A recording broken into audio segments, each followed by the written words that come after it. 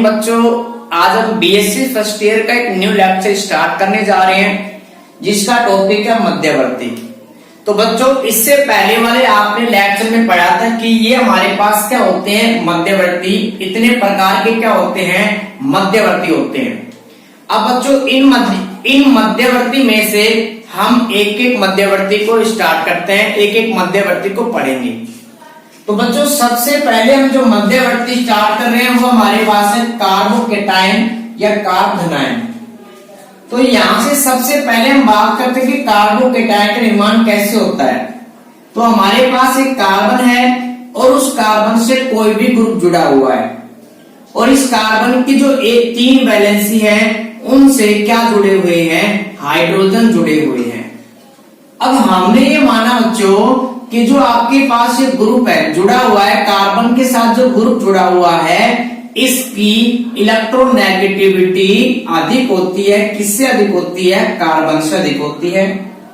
तो जब इनके बीच में बंध का विषमांश विखंडन होगा तो साझे के इलेक्ट्रॉन किस पे चले जाएंगे, इस ग्रुप पे चले जाते हैं, जिसकी वजह से इस ग्रुप पे चार्ज क्या आएगा, माइनस का, और कार्बन पे चार्ज क्या आएगा, प्लस का। तो ये जो ग्रुप है जिसकी इलेक्ट्रोनेगेटिविटी कार्बन से अधिक है, ये साझे के इलेक्ट्रॉन लेके G- के रूप में या ऋणायन के रूप में क्या निकल जाएगा, बाहर निकल जाता है।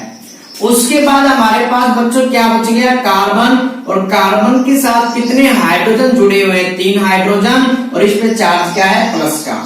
तो यहाँ पे हमारे पास कार्बन के साथ कितने हाइड्रोजन जुड़े हुए हैं, 3 हाइड्रोजन, और कार्बन के ऊपर क्या चार्ज है, प्लस का चार्ज है। अब बच्चों हम बात करते हैं कि कार्बोकेटाइन में कुल इलेक्ट्रॉन कितने होते हैं।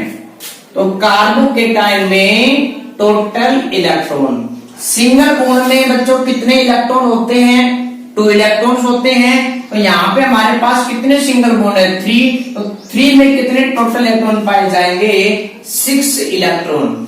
यानी कि जो कार्बोकेटाइन होता है उसमें 6 इलेक्ट्रॉन पाए जाते हैं, 8 से कम इलेक्ट्रॉन पाए जाते हैं। इसीलिए हम ये कह सकते हैं कि जो आपके पास कार्बोकेटाइन है वो क्या होता है, इलेक्ट्रॉन न्यून यौगिक। क्या होता है बच्चों, इलेक्ट्रॉन न्यून यौगिक होता है। अब हम बात करते हैं बच्चों इसमें संक्रमण की। क्या जो आपके पास कार्बोकेटाइन है उसमें कार्बन का क्या संकर है। तो सिंगल बॉन्ड में हमारे पास 1 सिग्मा, सिंगल बॉन्ड में 1 सिग्मा, सिंगल बॉन्ड में 1 सिग्मा। तो हमारे पास बच्चों यहाँ पे टोटल सिग्मा कितने हैं, 3 सिग्मा है। और 3 सिग्मा के लिए संकर क्या होता है, sp2 संकर होता है। यानी कि जो आपके पास कार्बोकेटाइन है उसमें जो कार्बन उपस्थित है उसका संकरण क्या होगा, sp2 होगा। और sp2 संकरण की आकृति कैसी होती है, समतलीय त्रिकोणीय आकृति होती है। तो जो आपके पास कार्बोकेटाइन है ये कैसा है, समतल है, और कैसा, त्रिकोणीय है। तो ये बच्चों हमारे पास था कार्बोकेटाइन और कार्बोधनायन किस्म। इसके बाद बच्चों हम बात करते हैं इसमें कि कार्बोकेटाइन और कार्बोधनायन है, इसके स्थायित्व की बात करते हैं। तो बच्चों हमने पढ़ा था कि जो मध्यवर्ती होते हैं उनके स्थायित्व को प्रभावित करने वाले, यानी कि घटाने और बढ़ाने वाले कुछ इलेक्ट्रॉनिक प्रभाव हैं। और इसी के साथ हमने पढ़ा था बच्चों कि उनका ऑर्डर, यानी कि जब आप किसी भी मध्यवर्ती का स्थायित्व करते हो तो सबसे पहले आपको क्या देखना पड़ता है कि उस यौगिक में जो एरोमेटिक गुण है या नहीं। तो सबसे पहले आपको क्या देखना है, एरोमेटिसिटी देखनी है। अगर किसी यौगिक में एरोमेटिक का गुण है तो वो सबसे स्थायी पाया जाता है। फिर अगर एरोमेटिक के बाद क्या देखना है बच्चों, रेजोनेंस देखना है, अनुनाद देखना है। उसके बाद आपको देखना है हाइपर कॉन्जुगेशन देखना है। फिर आपको देखना है इंडक्टिव इफेक्ट, और फिर आपको देखना है नॉन एरोमेटिक। तो ये हमारे पास जितने भी इलेक्ट्रॉनिक प्रभाव होते हैं उनका क्रम होता है कि सबसे पहले आपको ये क्या कर देखना पड़ेगा, एरोमेटिक। तो बच्चों सबसे पहले हम बात करते हैं इनके एग्जाम्पल की। तो हमारे पास कुछ कार्बोधनायन दिए गए हैं, हमें देखना है कि इनका स्थायित्व क्या होगा। तो बच्चों सबसे पहले हमारे पास जो कार्बोनाइन है ए बी सी और डी, अगर इन तीन चारों में से बात करें तो जो हमारे पास ए बी सी डी है इनमें क्या पाया जाता है, इसमें एरोमेटिक का गुण है, यानी कि जो कार्बोकेटाइन है उसके साथ जो रिंग जुड़ी हुई है वो क्या है, एरोमेटिक रिंग है। यानी कि जो आपके पास कार्बोकेटाइन है वो क्या करता है, इस एरोमेटिक रिंग में भाग लेता है। तो यानी कि जो हमारे पास ए बी सी डी इन चारों में से जो हमारे पास कार्बोकेटाइन अधिक स्थायी होंगे ए बी सी। क्यों होंगे, क्योंकि ये जो कार्बोकेटाइन है ये इन सभी की तुलना में अधिक स्थायी है, क्योंकि इन कार्बोकेटाइन में क्या पाया जाता है, एरोमेटिक का गुण पाया जाता है। तो ये कार्बोकेटाइन इन सभी कार्बोकेटाइन से अधिक है। लेकिन बच्चों क्या हम इसमें बता सकते हैं कि इन तीनों में से सबसे अधिक स्थायी कौन होगा? तो भाई एरोमेटिक ये भी है, एरोमेटिक ये भी है, एरोमेटिक ये भी है। तो इसके आधार पे हम क्या करते हैं इसमें कि एरोमेटिकता के आधार पर नहीं सिद्ध कर पा रहे हैं कि इनमें से कौन ज्यादा स्टेबल है। तो फिर हम नेक्स्ट गुण क्या देखेंगे, अनुनाद। अब अनुनाद की बात करते हैं तो यहाँ पे बच्चों जो हमारे पास कार्बोकेटाइन है उसमें ये जुड़ा हुआ है, किससे, इस रिंग से जुड़ा हुआ है। तो जब हमारे पास इनमें क्या पाया जाएगा, अनुनाद। देखो इसके लिए कंडीशन में pi sigma charge, pi sigma charge, pi sigma charge, यानी कि जो हमारे पास ये कार्बोनाइन है इसका जो पॉजिटिव चार्ज है वो इन सभी रिंगों के साथ, किसमें, रिंगों के साथ क्या कर रहा है, अनुनाद की कंडीशंस को पूरा कर रहा है। यानी कि ये जो हमारे पास कार्बोनाइन का पॉजिटिव चार्ज है इन रिंग के साथ क्या करेगा, अनुनाद करेगा। यहाँ पे हमारे पास अनुनाद पाया जाएगा pi sigma charge, pi sigma charge, यानी कि इन तीनों में क्या पाया जाएगा, अनुनाद। तो बच्चों इससे पहले हमने ये पढ़ा था कि अगर किसी यौगिक में अनुनाद है तो उसके जितनी ज्यादा अनुनादी संरचनाएं बनेंगी वो यौगिक उतना ही अधिक क्या होगा, स्थायी होगा। तो हमारे पास ए यौगिक है उसमें 3 रिंग है तो इसकी अनुनादी संरचनाएं सबसे अधिक बनेगी, इसीलिए जो हमारे पास ए यौगिक है वो बी और सी की तुलना में क्या पाया जाएगा, अधिक स्थायी पाया जाएगा। अगर हम बात करें बी कार्बोकेटाइन की तो यहाँ पे 2 रिंग है, तो यहाँ पे जो ये हम अपने पास बी कार्बोकेटाइन है इन 2 रिंग की वजह से सी से अधिक स्थायी पाया जाएगा और ये सबसे कम स्थायी पाया जाएगा। तो यहाँ से सबसे पहले बच्चों हमने पढ़ा कि ए बी सी ये सबसे अधिक स्थायी है इनकी तुलना में, क्योंकि इनमें क्या पाया जाता है, एरोमेटिक का गुण पाया जाता है। ठीक है, फिर हमने देखा इसमें कि एरोमेटिक के आधार पर इनमें हम विभेद नहीं कर पा रहे थे कि कौन सा ज्यादा स्थायी है, तो हमने किसको देखा, अनुनाद को। तो यहाँ पे इसकी अनुनादी संरचनाएं ज्यादा बनेंगी तो सबसे स्थायी कौन है, ए, फिर उससे कम स्थायी कौन है, बी, उससे कम कौन सा है, सी। नेक्स्ट हमारे पास अगर डी की बात करें तो यहाँ पे देखो पाई सिग्मा चार्ज, तो ये भी किसके कंडीशंस को पूरा कर रहा है, अनुनाद की कंडीशंस को पूरा कर रहा है, तो इसमें क्या पाया जाएगा, अनुनाद। बाकी जो हमारे पास स्ट्रक्चर है ई एफ और जी इनमें अनुनाद नहीं पाया जाएगा। तो ये जो अनुनाद है वो ये जो स्ट्रक्चर इसमें अनुनाद उपस्थित है ये इनकी तुलना में क्या पाई जाएगी, सबसे अधिक पाई जाएगी। ठीक है, अब बच्चों इनमें अनुनाद नहीं है तो ना तो ये एरोमेटिक है ना ही इनमें अनुनाद उपस्थित है, तो हम क्या देखेंगे, हाइपर कॉन्जुगेशन देखेंगे। तो हाइपर कॉन्जुगेशन के लिए बच्चों कंडीशंस होती है कि हमारे पास जो कार्बोकेटाइन या मुक्त मूलक या डबल बॉन्ड के बगल में एक ऐसा कार्बन उपस्थित होना चाहिए जिसमें क्या प्रेजेंट होते हैं, हाइड्रोजन, और ये जो कार्बन है वो कैसा होना चाहिए, sp3 संकलित होना चाहिए।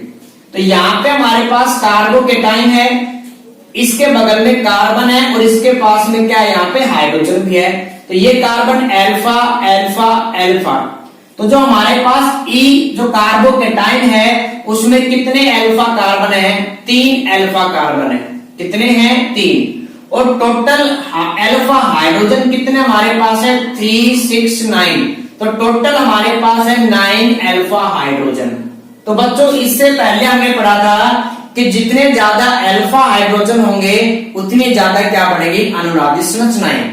तो जो हमारे पास एग्जाम्पल ई है उसमें हाइपर कॉन्जुगेशन स्ट्रक्चर कितनी बढ़ेगी, 9 बढ़ेगी।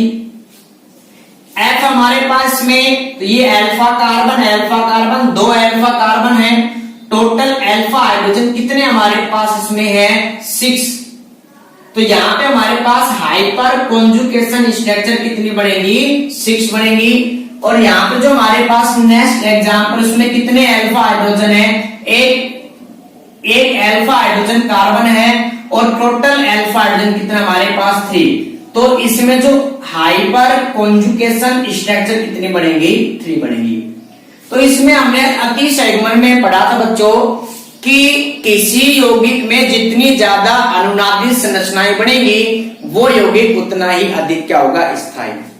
तो हमारे पास एग्जाम्पल नंबर ई, एफ और जी, इन तीनों में से सबसे अधिक हाइपर कॉन्जुगेशन स्ट्रक्चर किसमें है, ई में। तो ये पाया जाएगा इन दोनों से अधिक स्थायी। फिर S6 से, तो ये पाया जाएगा किससे, इससे अधिक स्थायी पाया जाएगा।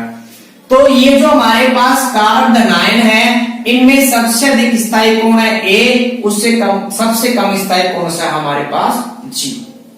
नेक्स्ट टॉपिक है बच्चों हमारे पास मध्यवर्ती कार्बोनाइन वाली अभिक्रियाएं, यानी कि ऐसी कौन कौन सी अभिक्रियाएं हैं जिनमें कार्बोनाइन का निर्माण होता है। तो फर्स्ट हमारे पास अभिक्रिया है SN1 अभिक्रिया। तो बच्चों जैसे आपने 12th क्लास में पढ़ा था SN1 SN2 अभिक्रिया, यानी कि नाभिकीय प्रतिस्थापन अभिक्रिया। तो उनमें से जो SN1 अभिक्रिया है उसमें कार्बोकेटाइन मध्यवर्ती का निर्माण होता है। सेकंड हमारे पास है बच्चों इलेक्ट्रॉन स्नेही योगात्मक अभिक्रियाएं, और इस अभिक्रिया के अंतर्गत हम एक इंपोर्टेंट जो रूल है उसको पढ़ेंगे, कौन सा है, मार्कोनिकोव का नियम। नेक्स्ट बच्चों हमारे पास नंबर 3 अभिक्रियाएं अल्कोहल का निर्जलीकरण, और नंबर 4 है विलोपन अभिक्रियाएं।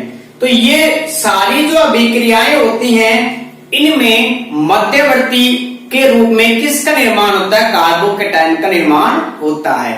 सेकंड जो बच्चों मध्यवर्ती हमारे पास है कार्ब ऋणायन या कार्ब एनायन। तो सबसे पहले हम बात करते हैं इसके निर्माण की। तो यहाँ पे हमारे पास बच्चों जो कार्बन है उस कार्बन के साथ एक ऐसा ग्रुप जुड़ा हुआ है जिसकी विद्युत ऋणता कम होती है, किससे कम होती है, कार्बन परमाणु से। और कार्बन की इन 3 संयोजकताओं से जुड़ा हुआ है हाइड्रोजन परमाणु।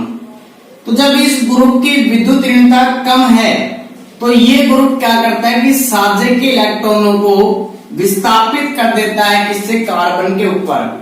या हम ये भी कह सकते हैं कि जब इनके बंध का विषमांश विखंडन होगा तो साझे के इलेक्ट्रॉन किस पे जाएंगे, कार्बन परमाणु पे, और इसकी वजह से कार्बन पे चार्ज क्या आएगा, डेल माइनस का, और ग्रुप पे चार्ज क्या आएगा, डेल प्लस का।